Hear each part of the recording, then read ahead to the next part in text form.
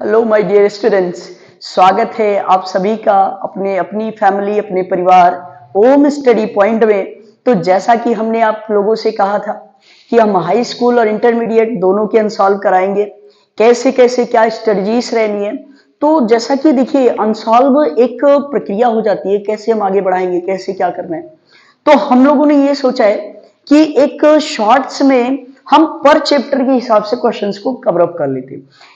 एक पहले चैप्टर के 2 वीडियोस आएंगे। पहले में आपके सारे के सारे जितने भी थ्योरी वाले क्वेश्चंस हैं माय डियर स्टूडेंट, जितने भी लिखने वाले हैं, जो रिटन के क्वेश्चंस हैं, जो लिखने वाले इंपॉर्टेंट, जिन्हें आप डेरिवेशंस के नाम से जानते हैं, उनके बारे में सारी बातें कर लेंगे कि हाँ कौन से डेरिवेशंस है जो इंपॉर्टेंट है। और माय डियर स्टूडेंट्स, चूंकि बोर्ड हमारा बहुत ही पास है, इसलिए हम चाहेंगे कि जो इंपॉर्टेंट डेरिवेशंस है, जो इंपॉर्टेंट क्वेश्चंस है, उन्हीं पर ध्यान दिया जाए। बाकी आप भी जानते हो कि छोटे छोटे क्वेश्चंस ही इंपॉर्टेंट होते हैं। आप जैसे जैसे आगे बढ़ते जाएंगे वैसे वैसे छोटे ही क्वेश्चन बड़े होते जाते हैं। ठीक है माय डियर स्टूडेंट्स, तो आज के बारे में केवल हम ये नॉलेज लेने वाले हैं कि पहला चैप्टर जो हमारा है वैद्युत आवेश तथा क्षेत्र, इसके अंदर क्या क्या पॉइंट्स पढ़े जाए, क्या क्या पॉइंट है जो इंपॉर्टेंट है, क्या पॉइंट्स है जो हमें सबसे ज्यादा ध्यान में रखने।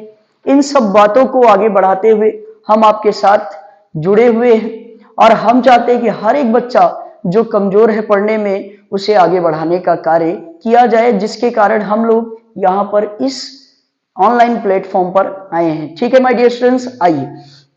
तो जैसा कि हम लोग जो पढ़ने वाले टॉपिक है, जो सबसे पहला टॉपिक पढ़ने जा रहे हैं, वो क्या है? स्थिर वैद्युत स्थिर वैद्युत है क्या? स्थिर वैद्युत में हम पढ़ते क्या है? ये बड़ा इंपॉर्टेंट पॉइंट है माय डियर स्टूडेंट्स। देखिए स्थिर वैद्युत मतलब कहता है कि इसमें जो आवेश है वो कैसा रहेगा? स्थिर। कैसा रहेगा? स्थिर। इसमें हम पढ़ेंगे स्थिर आवेश के बारे में, स्थिर आवेश के कारण। ठीक है, स्थिर आवेश के कारण जो इसका प्रभाव है, इसके प्रभाव के बारे में पढ़ते हैं। ठीक है माय डियर स्टूडेंट, स्थिर आवेश के कारण जो उत्पन्न इसका प्रभाव है स्थिर आवेश का, इसको पढ़ते हैं और क्या क्या पॉइंट है जो हमें पढ़ना है। तो स्थिर वैद्युत में आवेश को क्या माना जाता है माय डियर स्टूडेंट्स? स्थिर माना जाता है। क्या माना जाता है? स्थिर माना जाता है। अब पॉइंट क्या है, कैसे पढ़ाना है, कैसे क्या चलाना है। ठीक है, तो देखिए हमें इतना डीप भी नहीं पढ़ना है कि स्थिर वैद्युत क्या है, कैसे पढ़ेंगे, क्या नहीं पढ़ना है। स्थिर वैद्युत पढ़ने का टाइम अब हो गया है समाप्त माय डियर स्टूडेंट्स। हमें क्या पढ़ना है? हमको इंपॉर्टेंट चीजें पढ़नी है कि जो हमारे रिलेटेड टू टॉपिक हो। कि हर कोई, कल हमसे एक बच्चा मिला तो हमसे कह रहा था सर हमने अभी तक प्रिपरेशन नहीं करी। हम चाहते हैं कि आप जो भी कंटेंट डाले वो एकदम रिलेटेड टू या रिलेवेंट होना चाहिए टॉपिक, बोर्ड के पेपर्स के हिसाब से ही होना चाहिए। तो हमने ये सोचा कि हाँ ये भी बात सही है कि बच्चों की डिमांड पर ही रखा जाए। तो हमने पहला टॉपिक जो स्टार्ट किया है वैद्युत आवेश तथा वैद्युत क्षेत्र। तो इसमें पहला जो टॉपिक हम स्टार्ट करेंगे, जो पढ़ेंगे, वो है आवेश। देखिए आवेश के बारे में पढ़ेंगे।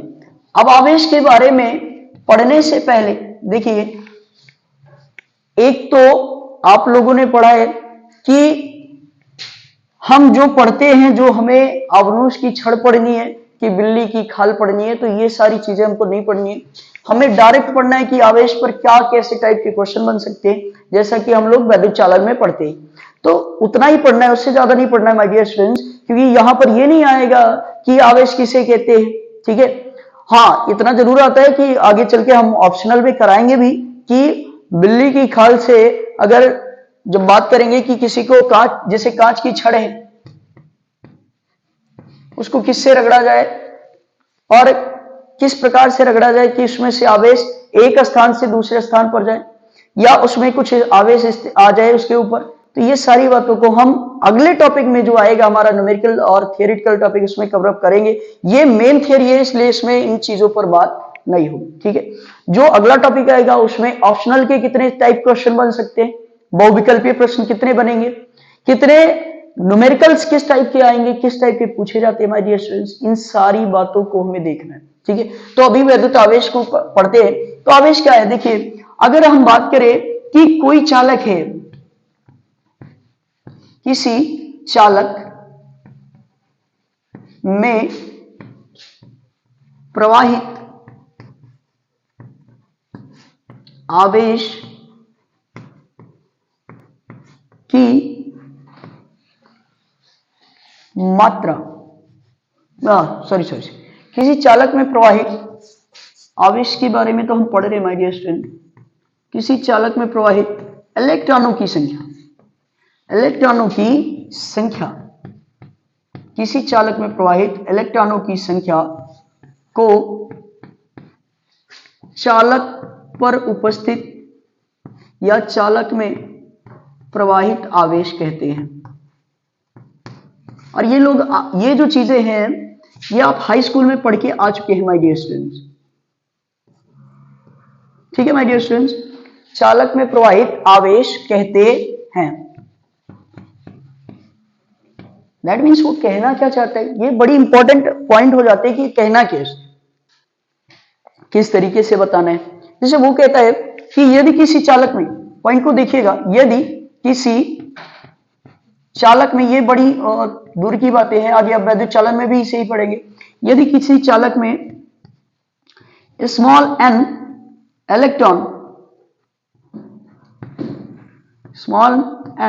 इलेक्ट्रॉन प्रवाहित होते हैं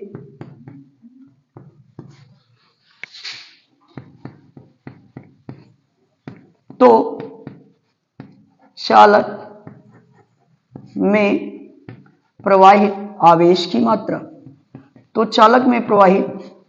की मात्रा, माय डियर स्टूडेंट्स, Q बराबर क्या आएगा, N इंटू ई। Q बराबर NE, जहां Q क्या है, आवेश है। अब NE क्या होगा, तो ये बड़े इंपॉर्टेंट है कि M तो हम जानते हैं इलेक्ट्रॉनों की संख्या, तो E क्या है सर, तो ये एक इलेक्ट्रॉन पर उपस्थित आवेश की मात्रा है। ठीक है माय डियर स्टूडेंट्स, एक इलेक्ट्रॉन पर उपस्थित आवेश की मात्रा है,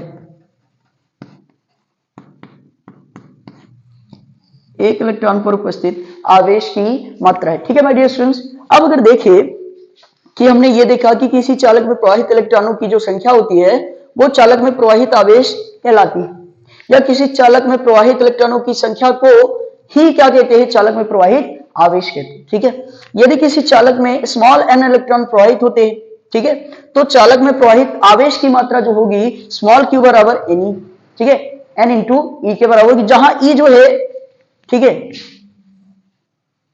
जहां जो E है वो एक इलेक्ट्रॉन पर उपस्थित आवेश की क्या है माय डियर स्टूडेंट्स, मात्रा है। ठीक है, अब यहीं से एक दूसरी बात भी पता चलती है जो आप जानते भी हैं, Q बराबर क्या होता है, I इंटू टी। ये भी आपने पढ़ रखा है, हाई स्कूल में भी पढ़ रखा है, आगे आप वैद्युत चालन पढ़ेंगे तो उसमें भी पढ़ेंगे।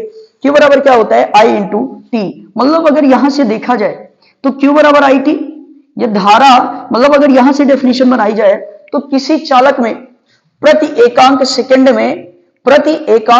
में या एकांक समय में, देखिए दो बातें होती है, किसी चालक में प्रति एकांक समय, एकांक समय में, किसी चालक में एकांक समय में प्रवाहित धारा को ही चालक पर उपस्थित या चालक में प्रवाहित क्या कहते हैं, आवेश कहते हैं। ठीक है माय डियर स्टूडेंट, किसी चालक में प्रति सेकंड में प्रवाहित धारा को ही क्या कहते हैं, चालक में प्रवाहित आवेश कहते हैं। ठीक है, इतना मेन पॉइंट है। ठीक है, अब आवेश के बारे में बात करेंगे, आवेश के मात्रक। ठीक है माय डियर स्टूडेंट, चलिए अब बात करेंगे आवेश पर।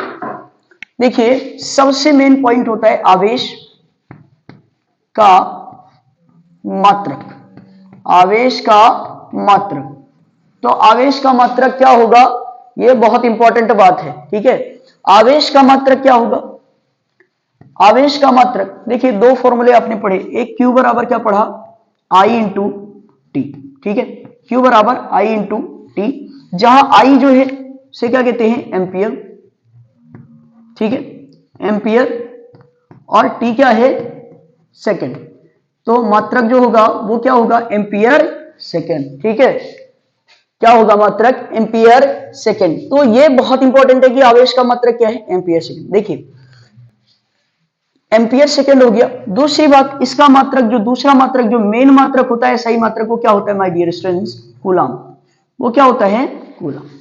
अब दो तीन बातें आती है माय डियर स्टूडेंट्स कि आवेश का सबसे बड़ा मात्रक क्या है। ठीक है, आवेश का सबसे बड़ा मात्रक क्या होता है? आवेश का सबसे बड़ा मात्रक क्या होता है? सबसे बड़ा मात्रक जो होता है वो होता है फैराडे माय डियर स्टूडेंट्स। आवेश का सबसे बड़ा जो मात्रक है वो क्या है? फैराडे। और आवेश का सबसे बड़ा मात्रक जो है वो फैराडे है। और एक फैराडे में कितने कूलाम आवेश होते हैं ये बहुत जानना जरूरी है। तो एक फैराडे में 96,500 coulomb my dear students 96,500 coulomb आवेश होता है। ठीक है, कहते हैं एक फैराडे में 96,500 कूलाम आवेश होता है। मतलब आवेश का जो सबसे बड़ा मात्रक है वो है फैराडे और एक फैराडे में 96,500 कूलाम आवेश होता है। फिर ये तो एमकेएस की बात होगी कि एमकेएस में क्या होता है? कूलाम होता है। एमकेएस में कूलाम होता है। तो सीजीएस में क्या होता है माय डियर स्टूडेंट्स? सीजीएस में आप आगे पढ़ेंगे, ठीक है, आगे पढ़ेंगे क्या होता है? State coulomb. स्टेट कूलाम होता है मात्रक। ठीक है my dear student, stat coulomb होता है। और अगर बात करें एक स्टेट कूलाम बराबर कितना होता है, तो ये होता है आई थॉट 3 × 10⁻⁹ कूलाम। 3 × 10⁻⁹ कूलाम। ठीक है माय डियर स्टूडेंट्स, तो ये चीज बहुत इंपॉर्टेंट है। अब सबसे छोटा मात्रक जो होता है वो होता है फ्रैंकलिन। ठीक है, याद रखिएगा फ्रैंकलिन। ठीक है माय डियर स्टूडेंट्स, फ्रैंकलिन इसका सबसे छोटा मात्रक है। ठीक है, तो ये इतनी बातें इंपॉर्टेंट है कि फैराडे और स्टेट कूलाम ये दोनों के बारे में जानना बहुत जरूरी है। फ्रैंकलिन है, फ्रैंकलिन जो होता है सबसे छोटा मात्रक होता है किसका? आवेश का। तो ये आवेश के बारे में एक काला चिट्ठा है कि आवेश का सबसे बड़ा मात्रक क्या होता है? फैराडे। और एक फैराडे में 96,500 कूलाम होते हैं। और अगर बात करें एक कि कूलाम इसका कौन सा मात्रक है, तो एमकेएस मात्रक। माय डियर स्टूडेंट्स, ये जो मात्रक है वो एमकेएस मात्रक है। फिर अगर बात करें स्टेट कूलाम की, तो स्टेट कूलाम कैसा मात्रक होता है माय डियर स्टूडेंट्स? ये होता है सीजीएस यूनिट। ये कैसा होता है? सीजीएस मात्रक। एक स्टेट कूलाम बराबर 3 × 10⁻⁹ ऐसे ही होता है। एक फ्रैंकलिन बराबर शायद आई थॉट कि 3 × 10⁻⁻10 होता है, बट कंफर्म नहीं है इसके बारे में। ठीक है, लेकिन सबसे छोटी यूनिट जो है वो क्या है? फ्रैंकलिन ही है माय डियर स्टूडेंट। ठीक है, ये फ्रैंकलिन ही सबसे छोटी यूनिट है किसकी? चार्ज की। चार्ज की सबसे छोटी यूनिट क्या है? फ्रैंकलिन। सबसे बड़ी यूनिट क्या है? फैराडे। ठीक है, सबसे छोटा मात्रक फ्रैंकलिन और सबसे बड़ा मात्रक क्या होता है? फैराडे। ये चीज आपको ध्यान में रखनी। अब दूसरी बात हो गई कि आवेश होता कितने टाइप का है। ठीक है, आवेश कितने टाइप का होता है? कितने टाइप का होता है? हमने क्या पढ़ रखा है आवेशों के बारे में? हम कितना पढ़ेंगे? देखिए, आवेश दो प्रकार का होता है। ये बताने वाली चीजें नहीं है कि इतने क्रूशियल टाइम में इन चीजों के बारे में बातें करी जाए माय डियर स्टूडेंट्स, लेकिन फिर भी हम एक छोटा सा उठाए हैं पॉइंट, तो हम सोच रहे हैं कि बता दें इन बातों को। ठीक है, आवेश दो प्रकार का होता है, एक धनावेश और एक होता है ऋणावेश माय डियर स्टूडेंट्स। ठीक है, एक होता है धनावेश, एक होता है ऋणावेश। धनावेश जब किसी पदार्थ पर इलेक्ट्रॉनों की हो जाती है कमी। जब किसी पदार्थ पर इलेक्ट्रॉनों की, कौन से इलेक्ट्रॉनों की? इतनी देर से हम बात कर रहे हैं, क्या बात कर रहे हैं? आगे हमने जो पढ़े हैं उनके मुक्त के बारे में पढ़े हैं, अभी इनके बारे में नहीं पढ़ते। कहता है जब किसी पदार्थ पर इलेक्ट्रॉनों की क्या हो जाती है? कमी, तो उस पदार्थ पर जो उपस्थित आवेश है उसको क्या कहते हैं माय डियर स्टूडेंट्स? उसको कहते हैं, उस आवेश को क्या कहते हैं? धनावेश। उस आवेश को क्या कहते हैं माय डियर स्टूडेंट? धनावेश कहते हैं। फिर कहते हैं कि यदि कोई पदार्थ है और पदार्थ पर जो इलेक्ट्रॉनों की क्या हो जाती है? अधिकता। इलेक्ट्रॉनों की क्या हो जाती है माय डियर स्टूडेंट्स? अधिकता। और इलेक्ट्रॉनों की अधिकता अगर हो जाती है तो पदार्थ पर जो उपस्थित आवेश होगा उसे क्या कहते हैं माय डियर स्टूडेंट्स? उसे कहते हैं ऋणावेश। उसे कहते हैं ऋणावेश। यह हो गया।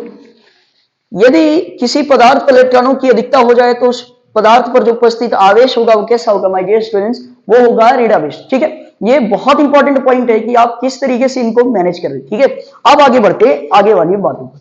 आगे इसके बाद आता है आवेश का संरक्षण। देखिए माय डियर स्टूडेंट्स, आवेश का संरक्षण, आवेश का संरक्षण का सिद्धांत क्या है, यह कई बार पूछा भी गया है। आवेश के संरक्षण का सिद्धांत, आवेश के संरक्षण का सिद्धांत, ठीक है, आवेश के संरक्षण का सिद्धांत। आवेश के संरक्षण का सिद्धांत क्या है, यह बहुत इंपॉर्टेंट है कि कैसे, क्या सिद्धांत है, क्या हमें पढ़ना है। देखिए, आप एक चीज जानते हैं कि चार्ज को एक प्लेस से दूसरे प्लेस पर, जैसे एक वस्तु से दूसरे वस्तु पर क्या किया जा सकता है, स्थानांतरित किया जा सकता है, ना कि उसे उत्पन्न किया जा सकता है, ना कि उसे नष्ट किया जा सकता है। तो ये जो कहानी है ना, यही आवेश के संरक्षण का सिद्धांत। संरक्षण का सिद्धांत का मतलब क्या है माय डियर स्टूडेंट्स, कि आवेश को ना तो उत्पन्न किया जा सकता है और ना ही नष्ट किया जा सकता है। आवेश जो है उसे ना तो उत्पन्न किया जा सकता है और ना ही नष्ट किया जा सकता है। इसे एक वस्तु से दूसरे वस्तु पर क्या किया जा सकता है माय डियर स्टूडेंट्स, स्थानांतरित किया जा सकता है। ठीक है, तो आवेश के, जो आवेशों के संरक्षण का सिद्धांत है, ठीक है माय डियर स्टूडेंट्स, तो इस सिद्धांत के अनुसार जब हम लिखते हैं थ्योरी टाइप में, तो क्या लिखते हैं, इस सिद्धांत के अनुसार, इस सिद्धांत के अनुसार आवेश को, इस सिद्धांत के अनुसार आवेश को ना तो उत्पन्न किया जा सकता है, इस सिद्धांत के अनुसार आवेश को ना तो उत्पन्न किया जा सकता है, किया जा सकता है, और ना ही नष्ट किया जा सकता है, और ना ही नष्ट किया जा सकता है, और ना ही नष्ट किया जा सकता है। माय डियर स्टूडेंट्स, इस सिद्धांत के अनुसार आवेश को ना तो उत्पन्न किया जा सकता है और ना ही नष्ट किया जा सकता है। ठीक है, इसे एक वस्तु से या एक पदार्थ से, हम वस्तु लिख रहे हैं, एक वस्तु से या एक पदार्थ से, दोनों लिख देते हैं, वस्तु अब्लिक पदार्थ से दूसरे पर स्थानांतरित किया जा सकता है, दूसरे वस्तु या पदार्थ पर स्थानांतरित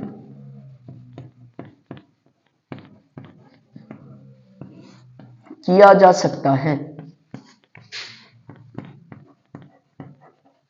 ठीक है माय डियर स्टूडेंट्स, क्या कह रहा है कि इस सिद्धांत के अनुसार आवेश को ना तो उत्पन्न किया जा सकता है और ना ही नष्ट किया जा सकता है, इसे एक वस्तु या पदार्थ से दूसरे वस्तु या पदार्थ पर क्या किया जा सकता है माय डियर स्टूडेंट्स, स्थानांतरित किया जा सकता है। ठीक है, यही पॉइंट है, इतना ही है जो आवेशों के संरक्षण का सिद्धांत है। यही पॉइंट बच्चों को पढ़ाया जाता है। कभी कभी ऐसा भी होता है कि नहीं भी समझ में आते। ठीक है, और जिन लोगों को भी थोड़ा सा तकलीफ होती है वो देख लीजिए इस थियरी को, और अगर आपने थियरी नहीं लिखी है तो स्क्रीनशॉट मार लीजिए। ठीक है, देख लीजिए। Done, okay done my dear students, आगे बढ़ते हैं। आवेशों का दूसरा जो सिद्धांत है वो है क्वांटीकरण का सिद्धांत, आवेशों के क्वांटीकरण का सिद्धांत। ठीक है, जिसे आवेशों का क्वांटीकरण भी कहते हैं, आवेशों का क्वांटीकरण। ठीक है माय डियर स्टूडेंट्स, आवेशों का क्वांटीकरण।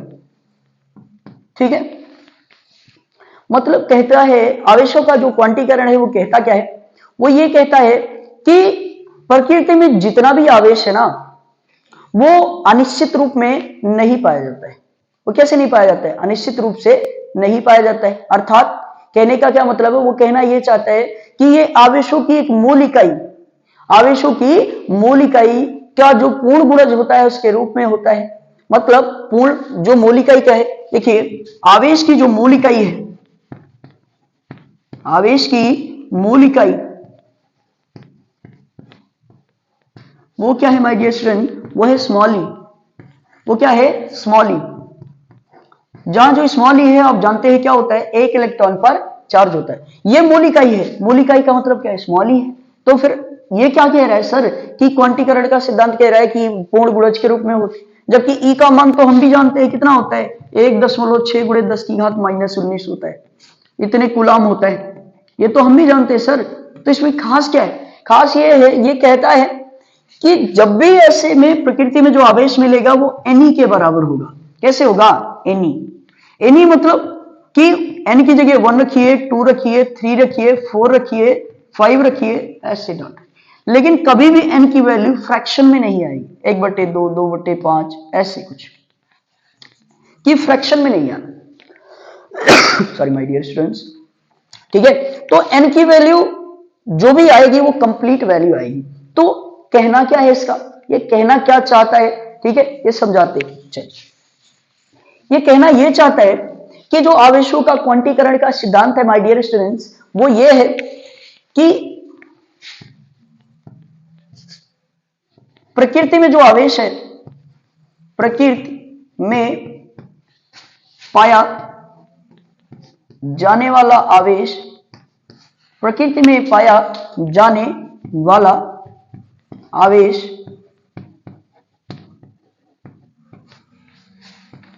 अब दो बातें होती है, या लिख लीजिए अनिश्चित रूप से, अनिश्चित रूप में नहीं होता है, या फिर ऐसे कह ले कि आवेश की पूर्ण गुणज मूल इकाई, जैसे हम बात करेंगे ना प्रकृति में पाया जाने वाला आवेश,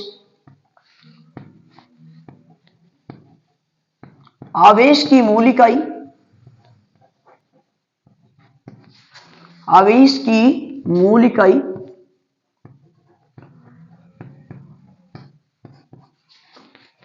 स्मॉल ई के पूर्ण गुणज, स्मॉल ई के पूर्ण गुणज के रूप में होता है, पूर्ण गुणज के रूप में होता है। ठीक है, यह प्रकृति में अनिश्चित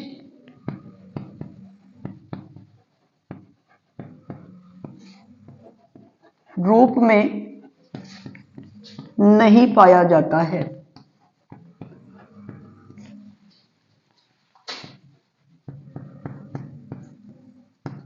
ठीक है, यह प्रकृति में अनिश्चित रूप में नहीं पाया जाता। अनिश्चित रूप में मतलब n की वैल्यू 1/2 या 3/2 ऐसे कुछ करके। ठीक है माय डियर स्टूडेंट, तो कहने का मतलब क्या है? प्रकृति में पाया जाने वाला आवेश अनिश्चित रूप में नहीं होता है, यह आवेश की मूल इकाई स्मॉल ई के पूर्ण गुणज के रूप में होता है। ठीक है, तो बात वही है, आवेशों के इस गुण को ही,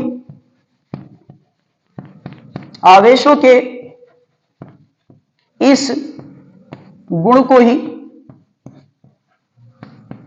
आवेशों के इस गुण को ही आवेशों का, आवेशों का क्वांटीकरण कहते हैं। आवेशों का क्वांटीकरण कहते हैं। ठीक है माय डियर स्टूडेंट्स, अगर कहे प्रकृति में पाया जाने वाला आवेश आवेश की मूल इकाई के पूर्ण गुणज के रूप में होता है, यह प्रकृति में अनिश्चित रूप में नहीं पाया जाता है, आवेशों के इस गुण को ही क्या कहते हैं माय डियर स्टूडेंट्स? क्वांटीकरण कहते हैं। दूसरी भाषा में क्वांटीकरण या दूसरी भाषा में इसे परमाणुकता भी कहते हैं माय डियर स्टूडेंट्स। इसे क्या कहते हैं? परमाणुकता भी कहते हैं, परमाणुकता कहते हैं। ठीक है, यहां तक हो गया पॉइंट क्लियर। ठीक है, प्रकृति में पाया जाने वाला आवेश आवेश की मूल इकाई स्मॉल ई के पूर्ण गुणज के रूप में होता है, यह प्रकृति में अनिश्चित रूप में नहीं पाया जाता है, आवेशों के इस गुण को ही आवेशों का क्वांटीकरण या परमाणुकता कहते हैं। ठीक है माय डियर स्टूडेंट्स, आगे बढ़ते हैं, इस पॉइंट को देख लीजिए, एक बार क्लियर कर लीजिए। ठीक है, डन। ठीक है, आगे बढ़ते हैं, पॉइंट्स को आगे बढ़ाते हैं। आगे वाला पॉइंट जो है हमारा, अब यहां से स्टार्ट होता है कि देखिए आवेश के बारे में बात करेंगे तो फिर बात आती है किसकी? वैद्युत क्षेत्र की। माय डियर स्टूडेंट्स, वैद्युत क्षेत्र की बात आती है। अब वैद्युत क्षेत्र की बात आती है तो वैद्युत क्षेत्र में अगर देखें तो वैद्युत क्षेत्र किसे कहते हैं? तो कहता है किसी स्थिर आवेश, किसी स्थिर आवेश के चारों ओर, किसी स्थिर आवेश के चारों ओर का वह क्षेत्र किसी स्थिर आवेश के चारों ओर का वह क्षेत्र जिसमें उसके प्रभाव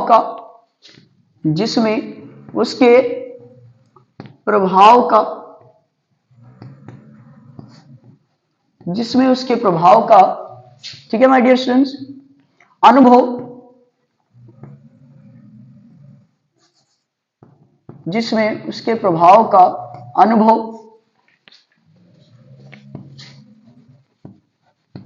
किया, इसी परिपथ के चारों ओर का वह क्षेत्र जिसमें उसके प्रभाव का अनुभव किया जा सकता है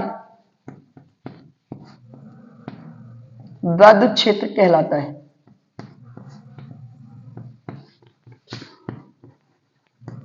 ठीक है माय डियर स्टूडेंट, क्या कहलाता है? वैद्युत क्षेत्र कहलाता है। ठीक है, कहता क्या है कि किसी स्थिर आवेश के चारों ओर का वह क्षेत्र जिसमें उसके प्रभाव का अनुभव किया जा सकता है क्या कहलाता है? वैद्युत क्षेत्र कहलाता है। ठीक है माय डियर स्टूडेंट, अब आगे बात आती है कि ये तो हो गया वैद्युत क्षेत्र कहलाता है, आगे पॉइंट क्या है, कैसे समझेंगे? तो कि स्थिर आवेश के चारों ओर का वह क्षेत्र जिसमें उसके प्रभाव का अनुभव किया जा सकता है क्या कहलाता है? वैद्युत क्षेत्र कहलाता है। ये एक छोटी सी डेफिनेशन है माय डियर स्टूडेंट्स, इसे कंफर्म करिए, देख लीजिए एक बारी, उसके बाद हम आगे बढ़ते हैं। ठीक है, देखिए, ठीक है, डन। आगे बढ़ते हैं, वैद्युत क्षेत्र के बाद आती है बात वैद्युत बल रेखाओं की। ठीक है माय डियर स्टूडेंट्स, वैद्युत बल रेखाएं,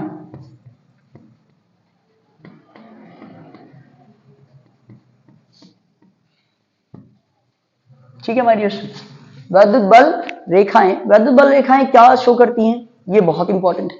देखिए, वैद्युत बल रेखाएं जो होती है ना, ये कहती हैं, कहा जाता है कि वैद्युत बल रेखाएं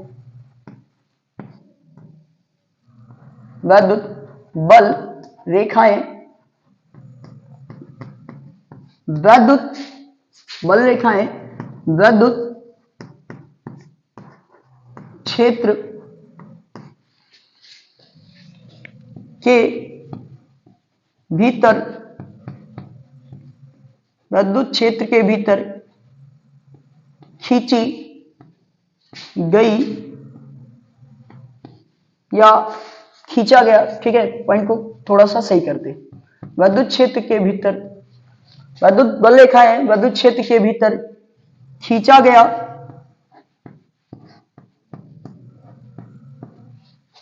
वह काल्पनिक व निष्कोण वक्र होती हैं,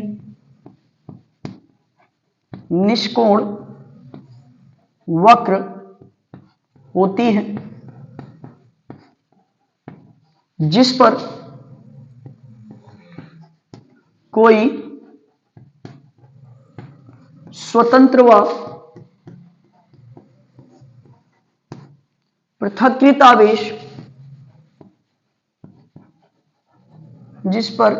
स्वतंत्र व पृथक्कृत आवेश गमन करता है।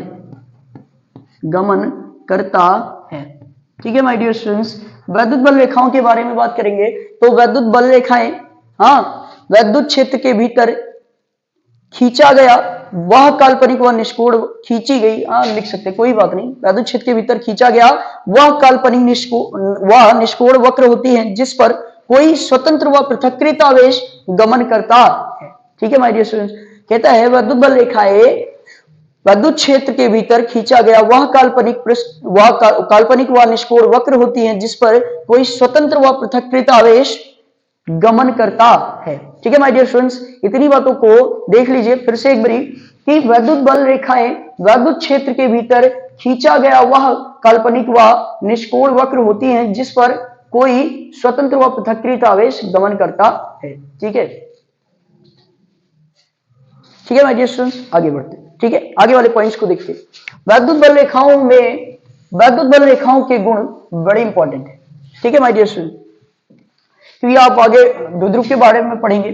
तो वैद्युत बल रेखाएं देखिए प्लस चार्ज से निकलती हैं। ठीक है my dear students, plus charge से ये निकलती हैं और माइनस चार्ज पर ये अंदर आती हुई क्या होती है माय डियर स्टूडेंट्स? दिखती है। ठीक है, प्रतीत होती है या दिखती है। तो माइनस वाले के अंदर आती है और प्लस से निकलकर कहां की ओर जाती है, माइनस की ओर। प्लस से निकल करके ये विद्युत बल रेखाएं प्लस आवेश से निकल करके माइनस आवेश की ओर जाती है। ठीक है, प्लस से निकल करके माइनस की ओर जाती है, ये इनकी दिशा है जो प्लस आवेश से कहां होती है, प्लस से कहां की ओर होती है, माइनस की। ठीक है, ओके, ठीक है। नेक्स्ट पॉइंट पर आते हैं, थोड़ा सा वैद्युत बल रेखाओं के गुण भी पढ़ लेंगे। ठीक है, वैद्युत बल रेखाओं के गुण में स्पेशली बात करेंगे कि वैद्युत बल रेखाएं, देखिए हेडिंग डाल के पॉइंट्स को क्लियर कर दे रहे हैं। वैद्युत बल रेखाओं के गुण, वैद्युत बल रेखाओं के गुण, इसमें पहला पॉइंट जो होगा, चलिए वैद्युत बल रेखाओं के गुण में क्या होना चाहिए, कूलाम का नियम। देखिए कूलाम ने बताया वैद्युत दो स्थिर बल रेखाएं, दो स्थिर वैद्युत बल रेखाएं आवेशों के मध्य एक खुले वक्र का निर्माण करती हैं। आवेशों एक खुले वक्र का पॉइंट लिखते हैं, निर्माण आपको उतारने में भी, ठीक है, माय डियर स्टूडेंट्स। देखिए इस नियम के अनुसार वैद्युत बल रेखाएं जो होती हैं वो इस नियम के निर्माण करती है, इस नियम के, कूलाम के, ठीक है, नियम। तो फिर दूसरा पॉइंट क्या है, दूसरा पॉइंट ये है, देखिए 2-3 पॉइंट ही इसमें मेन दिखाएंगे। वैद्युत बल रेखाएं किन्हीं दो, वैद्युत बल ही रेखाएं दो एक दूसरे को स्थिर आवेशों, वैद्युत बल रेखाएं एक दूसरे को किन्हीं दो स्थिर कभी नहीं काटती, कभी के मध्य नहीं काटती, स्थिर आवेशों के मध्य लगने वालों की, ये लास्ट पॉइंट होगा, इसके अलावा कोई और पॉइंट नहीं लिखा जाएगा माय डियर स्टूडेंट, क्योंकि इनके आकर्षण अथवा कटान बिंदु पर, क्योंकि इनके कटान बिंदु पर वैद्युत क्षेत्र की आकर्षण अथवा दो दिशा हो जाती है, बल दो दिशा हो जाती है आवेशों के, जो कि असंभव है। ठीक है माय डियर स्टूडेंट, गुणनफल के, जो कि क्या है, असंभव, आवेशों के, ये पॉइंट आपके हो गए। अब आगे वाला पॉइंट क्या है कि वैद्युत बल रेखाओं समान के आगे क्या आता है, तो इसके बाद जो आता है पॉइंट वो आता है वैद्युत क्षेत्र की तीव्रता। ये अब आपके इंपॉर्टेंट पॉइंट शुरू होते हैं। इनके बीच कूलाम का नियम ही पढ़ लेते हैं माय डियर स्टूडेंट, डायरेक्ट पढ़ लेते हैं कूलाम का, के बीच ये इंपॉर्टेंट भी है, और ये के ऐसे व्यक्ति थे जिन्होंने सारी बातों को बताया था, वर्ग कैसे, क्या दो स्थिर आवेशों के बीच में क्या होता है, कैसे होता है, क्या नहीं होता है। ठीक है, तो इन बातों को जरूर याद रखना है। ठीक है, जो कूलाम का नियम है वो है क्या, एक्चुअल। ठीक है, एक सेकंड, थोड़ा सा वाटर। ठीक है आइडियस, ठीक है, कहता है कि इस नियम के अनुसार किन्हीं दो स्थिर आवेशों के मध्य लगने वाला आकर्षण अथवा प्रतिकर्षण बल आवेशों के गुणनफल के समानुपाती तथा इनके बीच की दूरी के वर्ग के व्युत्क्रमानुपाती होता है। ठीक है माय डियर स्टूडेंट्स, तो ये हो गया कहानी कि ये कूलाम का नियम जो है वो यही है।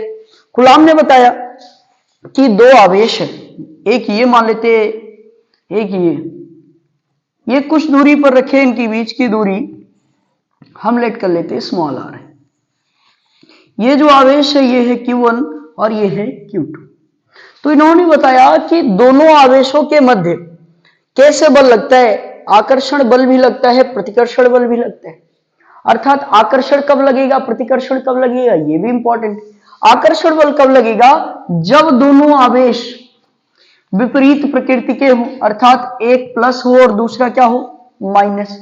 आप प्रतिकर्षण कब लगेगा, दोनों ही प्लस हो या दोनों ही कैसे हो माय डियर स्टूडेंट्स, माइनस। अर्थात क्या कहता है कि सजातीय आवेशों के मध्य प्रतिकर्षण, सजातीय आवेशों के मध्य प्रतिकर्षण, जबकि विजातीय, विजातीय का मतलब एक पर प्लस और दूसरे पर माइनस, या पहले पर माइनस और दूसरे पर प्लस, विजातीय आवेशों के मध्य कैसे बल कार्य करेंगे, आकर्षण बल कार्य करेंगे। ठीक है माय डियर स्टूडेंट, आगे बात करते हैं कि उन्होंने कहा कि माना, देखिए आगे इस पॉइंट को क्लियर करके एक छोटा सा पॉइंट बना करके उनके पॉइंट को सिद्ध करते हैं। ठीक है, इस नियम के अनुसार किन्हीं दो स्थिर आवेशों के मध्य लगने वाला आकर्षण अथवा प्रतिकर्षण बल आवेशों को गुणनफल के समानुपाती तथा इनके बीच की दूरी के वर्ग के व्युत्क्रमानुपाती होता है। ओके माय डियर स्टूडेंट्स, आगे चलते पॉइंट सिद्ध करते हैं, इनके लिए फॉर्मूलाज बनाते हैं। ठीक है,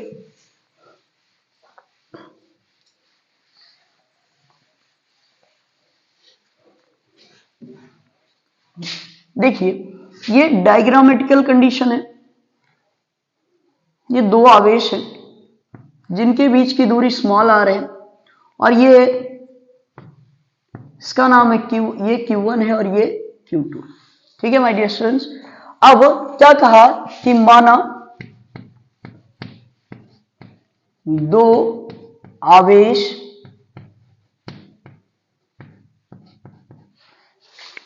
Q1 व Q2 निर्वात में, यहां पॉइंट को देख लेना कि यहां पॉइंट जो किया जा रहा है निर्वात में परस्पर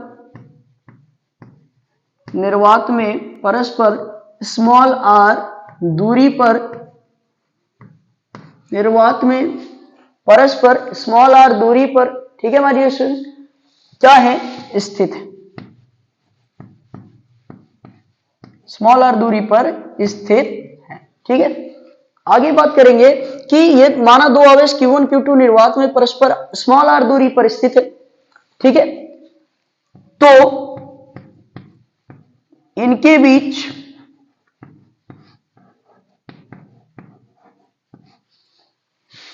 लगने वाला,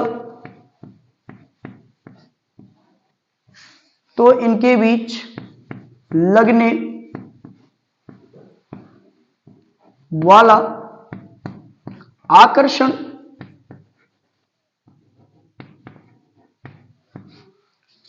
अथवा प्रतिकर्षण, आकर्षण अथवा प्रतिकर्षण बल कूलाम के नियमानुसार, बल जो होगा उसे कैपिटल F से प्रदर्शित करेंगे, कूलाम के नियमानुसार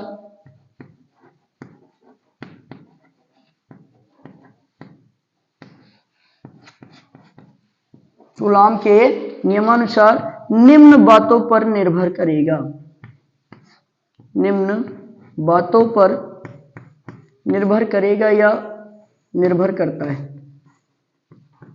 निर्भर,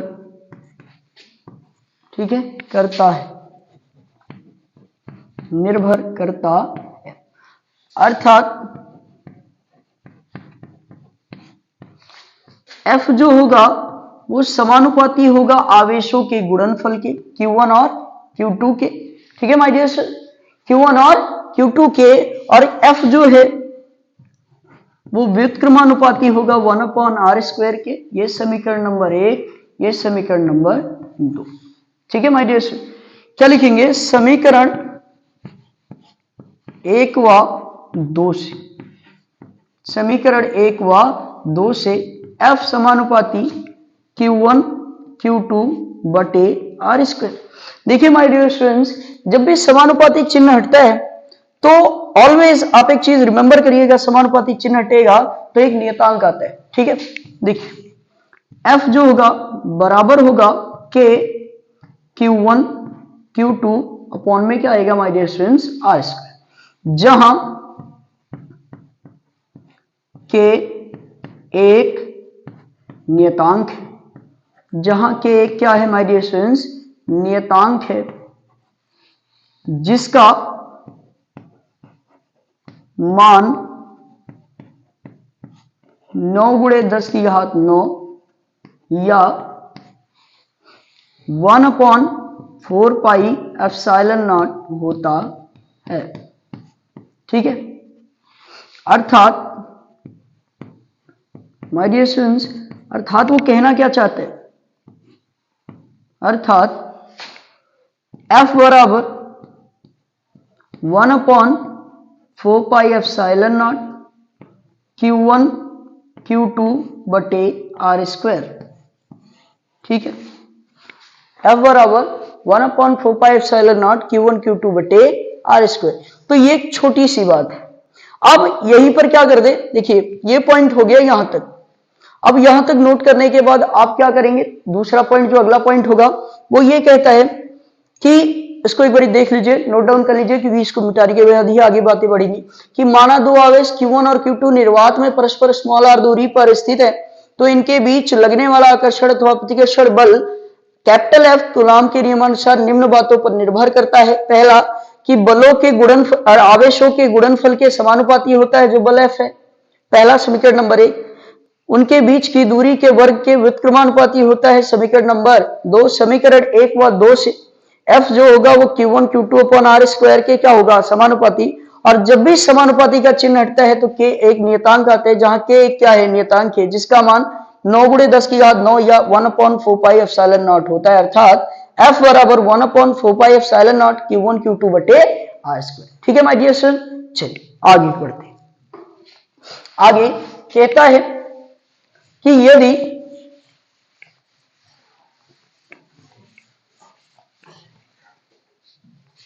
देखिए बल का मान जो आया हमारे में F बराबर 1/4 pi epsilon not Q1 Q2 बटे R स्क्वायर। ठीक है, ये बल का मान आया।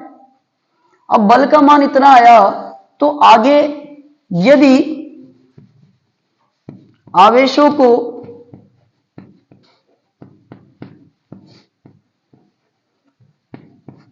परावैद्युतांक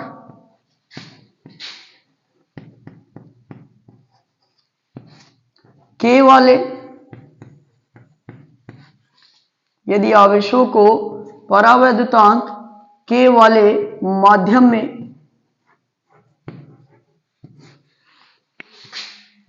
रखा जाए तो इनके बीच, तो किनके, आवेशों के बीच, तो इनके बीच लगने वाला बल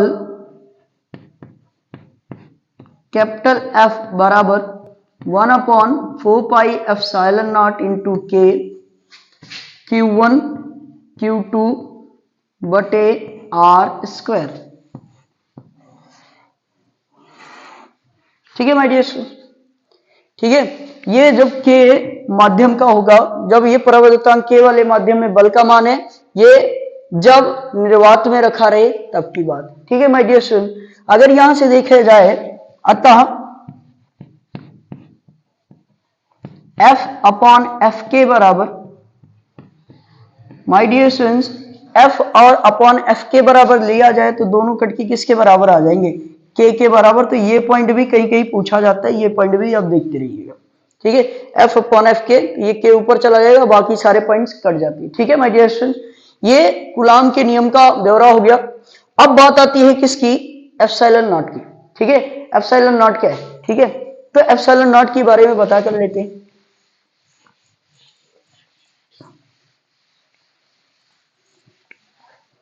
कहीं कहीं पर इसको एप्सिलॉन जीरो भी कहते हैं कुछ लोग। ठीक है, एप्सिलॉन नॉट। ठीक है, यहां लिख देंगे, जहां जो एप्सिलॉन नॉट है निर्वात की वैद्युतशीलता है, जहां एप्सिलॉन नॉट निर्वात की वैद्युतशीलता है। ठीक है माय डियर स्टूडेंट्स, जो एप्सिलॉन नॉट है वो निर्वात की क्या है, वैद्युतशीलता है। अब बात जो मेन आती है एप्सिलॉन नॉट पर, उसका मात्रक आते हैं। एप्सिलॉन नॉट का मात्रक एवं विमा। ठीक है माय डियर स्टूडेंट, मात्रक एवं विमा। एक सेकंड, मात्रक कौमा विमा व आंकिक मान।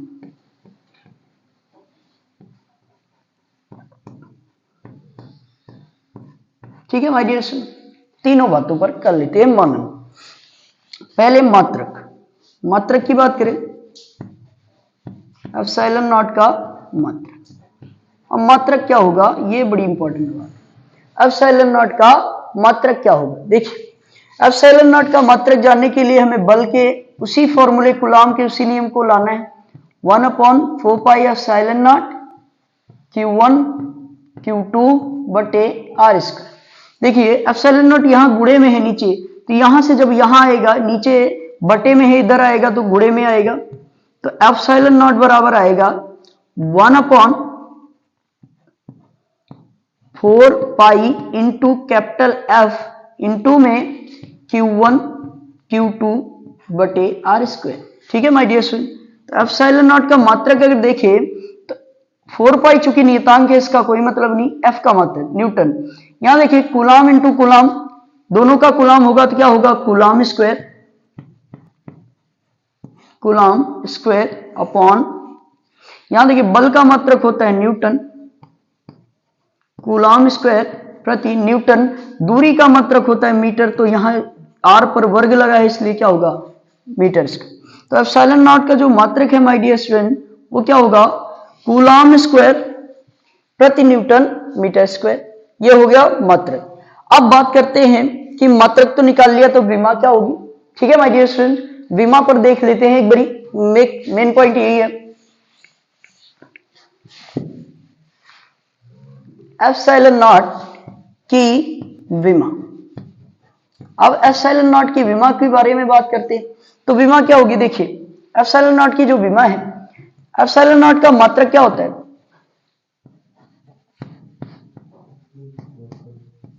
एप्सिलॉन नॉट का मात्रक बराबर कूलाम स्क्वायर प्रति न्यूटन, कूलाम स्क्वायर प्रति न्यूटन मीटर स्क्वायर। ठीक है my dear student, coulomb square प्रति न्यूटन मीटर स्क्वायर। देखिए कूलाम की जो विमा होती है वो होती है ए टी और पूरे का क्या रहेगा होल स्क्वायर अपॉन न्यूटन, बल की जो विमा है वो क्या होती है MLT-2। ठीक है माय डियर स्टूडेंट, दूरी की विमा होती है L स्क्वायर, क्योंकि वर्ग लगा था इसलिए हमने वहां 2 कर दिया है। ठीक है, यहां भी करेंगे तो यहां क्या आएगा, देखिए पॉइंट टू पॉइंट बातों को यहां लिखते हैं ताकि आगे लिखने में दिक्कत ना आए। देखिए यहां लिख देते हैं AT⁴ अपॉन MLT⁻², और यहां क्या होगा L स्क्वायर। ठीक है माय डियर स्टूडेंट, आगे ये होगा A square T square A2T2 upon MLT⁻², और क्या है L स्क्वायर। ठीक है माय डियर स्टूडेंट, आगे बात करें कि सबको ऊपर ले जाती, ये बनेगा M की प्लस पावर ऊपर जाएगी तो क्या हो जाएगी -1, M-1, L की पावर 2 और 1 मिलके 3, +3 ऊपर जाएगी -3। ठीक है, T की पावर -2 ऊपर जाएगी +2, और +2 ऊपर ऑलरेडी है तो T की पावर 4 हो जाएगी, और A की पावर क्या हो जाएगी माय डियर स्टूडेंट 2। तो ये हो जाएगी विमा ओवरऑल किसकी, एप्सिलॉन नॉट। ठीक है, एप्सिलॉन नॉट का मात्रक ये होता है, और विमा क्या होती है my dears M-1 L power -3 T power 4 और 1 पावर 2। ठीक है, ये होगी क्या विमा। ठीक है, अब आगे बात करें एप्सिलॉन नॉट की विमा होगी तो अब क्या निकालेंगे।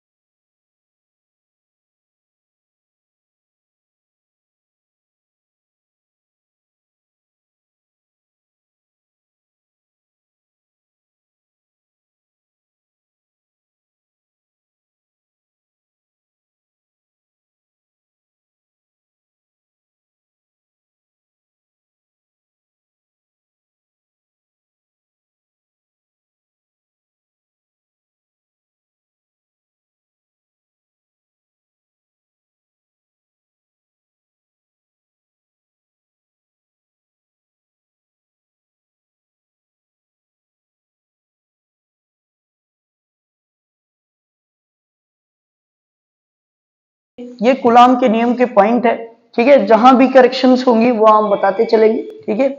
अब ये मेन पॉइंट होता है, आपको यही देखना है कि क्या हमने लिखना है, कैसे लिखना है, ये बहुत जरूरी होता है। आगे जो भी टॉपिक हमारे छूट रहे हैं, जैसे हमारा छूट रहा है वैद्युत द्विध्रुव, ठीक है माय डियर स्टूडेंट, वैद्युत क्षेत्र की तीव्रता और वैद्युत द्विध्रुव की अक्षीय और निरक्षीय स्थिति में वैद्युत क्षेत्र की तीव्रता, तो ये कल के टॉपिक में आएंगे, पार्ट 2 में लाएंगे, ताकि पार्ट को लंबा ना करें, ज्यादा टाइम ना लिया जाए इससे पहले, ठीक है। वीडियो को आराम से देखिएगा, जो भी गलतियां दिखेंगी उन्हें कमेंट सेक्शन के थ्रू हमसे जरूर शेयर करिएगा कि सर ये गलती है, ये मिस्टेक है, थोड़ा सा सही कर लीजिए। कोई भी व्यक्ति, देखिए माय डियर स्टूडेंट्स, कोई भी व्यक्ति इस दुनिया में परफेक्ट बन के नहीं आया है। उसे परफेक्ट बनने के लिए आप जैसे बहुत ही अच्छे स्टूडेंट्स का साथ चाहिए। कोई अगर ये कहे माय डियर स्टूडेंट्स कि मैं बहुत अच्छा हूं, तो ये वो स्वयं से कह रहा है। वो अच्छा होगा तो उसके साथ रहने वाले, उसके आसपास बैठने वाले लोग अपने आप ही बताने लगते हैं कि ये लड़का या ये जो अध्यापक है वो बहुत अच्छा है।